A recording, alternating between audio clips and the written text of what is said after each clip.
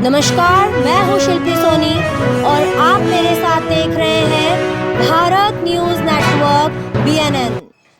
चलिए शुरू करते हैं खबरों का सिलसिला। हर माता पिता का अपने बच्चों को लेकर एक सपना होता है कि पढ़ लिख कर वह अपने परिवार, समाज और देश का नाम रोशन करे। इसी मंशा को ध्यान में रखते हुए हर माता पिता अपने बच्चों के भविष्य को उज्जवल बनाने के लिए अपना पेट काट कर उसकी शिक्षा की ओर ध्यान लगाते हैं। ऊंची से ऊंची शिक्षा अपने बच्चे को प्राप्त कराने के लिए अपना सब कुछ न्योछावर कर देते हैं, लेकिन इसके दूसरी ओर जहां सरकार है वादा खिलाफी करती नजर आती है और साथ ही संविधान के धारा आर्टिकल 15 के नियमों का उल्लंघन करती दिखाई पड़ती है। वहां बच्चों का भविष्य अधर जूल में हो जाता है। ऐसा ही वाकया अब देश के 8 राज्यों में एम्स के द्वारा पिछले 1 साल से नए नियम लागू कर नर्सिंग के अध्ययनरत छात्रों के साथ कुठाराघात कर दिया गया है। ऐसा हम इसलिए कह रहे हैं कि लगभग 10 लाख रुपए की फीस अदायगी कर एक छात्र नर्सिंग की पढ़ाई को पूरा करता है, लेकिन जब इस तरह के नियम जहां आर्टिकल 15 के तहत 50-50 का आरक्षण होना चाहिए, वहां पर एम्स द्वारा एक गठित कमेटी के तहत यह निर्णय लिया गया नर्सिंग छात्रों और छात्राओं में 20 और 80% का आरक्षण के दिशा निर्देश जारी किए गए, जिसको लेकर नर्सिंग छात्रों में रोष है।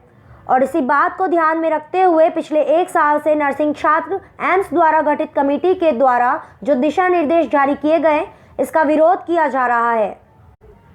और आज उन्होंने खुले तौर पर पोस्ट कार्ड अभियान चला सीधे PMO कार्यालय डाकघर के माध्यम से अपनी आप बीती पहुंचाई। सिंह गुर्जर है, मैं राजकीय नर्सिंग महाविद्यालय में पढ़ाई कर रहा हूँ, सेकेंड ईयर स्टूडेंट हूँ। जैसे ही हमें साल भर पहले ही पता चला था कि दिल्ली एम्स ने ये नॉर्थ सेट में ये फार्मूला कर दिया है कि भाई 80% गर्ल्स और 20% बॉयज़ रहेंगे, तो ठीक है, मान लेते हैं 80% उनको जेंडर वो कर रहे हैं, इक्वलिटी, ठीक है। पर हमारा संविधान ये चीज़ नहीं कहता। संविधान कहता है कि भाई सबके लिए बराबरी का हिस्सा होना चाहिए, 50-50% दोनों के लिए होना चाहिए।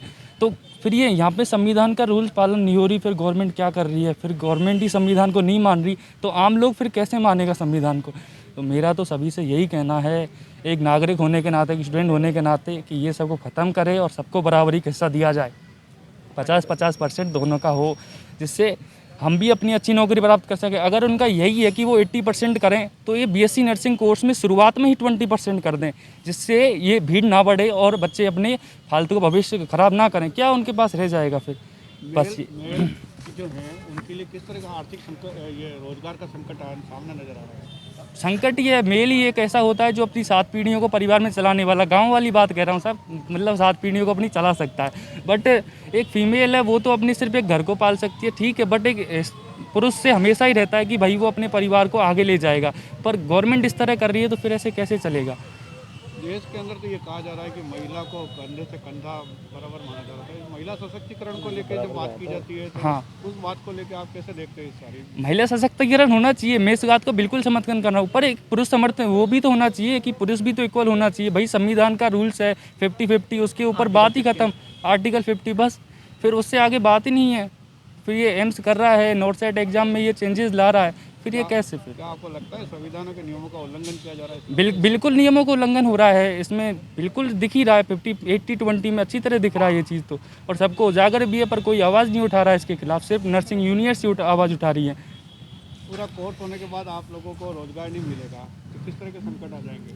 प्राइवेट सेक्टर में जाएंगे हमको, आज हम 4 साल की डिग्री करते हैं, 1-1 लाख फीस भर के हम, और अपने रूम रेंट का 1.5 लाख 2-2 लाख रुपए हो जाता है। अभी कोई गरीब फैमिली से तो उसके ऊपर कर्जा भी हो जाता है हालांकि, पर वो अपना करता है पढ़ाई का, और जब 4 साल बाद और 5 साल बाद जब वो निकलता है तो उसका हो जाता है 10 लाख के आसपास। अगर वो गांव से आया है तो 10 लाख का कीमत अपन समझ सकते हैं आराम से। तो संकट तो तय होना ही है। केंद्र सरकार का सबका भविष्य सुनहरा करने की बात की जा रही है, सबका साथ, जी, सबका विकास की बात की जा रही है। जी, बात विकास की है, लेकिन यहाँ विकास नहीं हो रहा है। एक नर्सिंग ऐसा क्षेत्र है जिसमें ये परिवर्तन ला रही है। अगर परिवर्तन लाना है तो डॉक्टर MBBS में भी लाओ ना, 80-20 अगर सशक्तिकरण महिलाओं को करना ही है तो। एक पर्टिकुलर इसको नर्सिंग को ही क्यों टारगेट किया जा रहा है, मेरा ही क्वेश्चन है।